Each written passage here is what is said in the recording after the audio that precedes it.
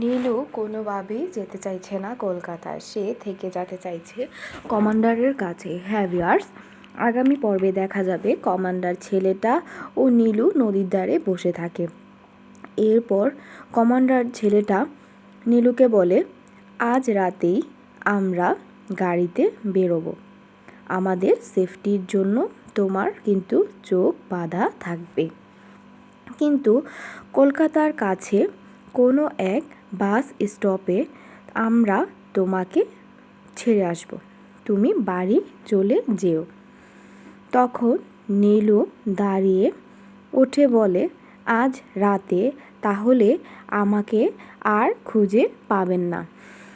জেনে রাখুন, আমি কলকাতায় যাব না, আমি এখানেই থাকব। এখন কথা হচ্ছে, নীলু যদি কলকাতায় না যায়, এখানেই থাকে, সে কিভাবে তার পরিবার ও রায়ের ক্ষতি করবে বা রায়ের অনাগত সন্তানের ক্ষতি করবে, সেটাই হচ্ছে এখন দেখার বিষয়।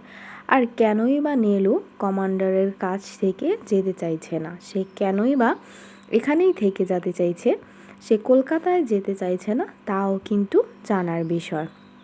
তো যাই হোক, আগামী পর্বে কী হবে সেটা তো দেখলেই বোঝা যাবে। তো বাকিটা তোমাদের কেমন লেগেছে তা কিন্তু অবশ্যই কমেন্ট বক্সে জানাতে ভুলবে না। আর অবশ্যই আমার চ্যানেলটি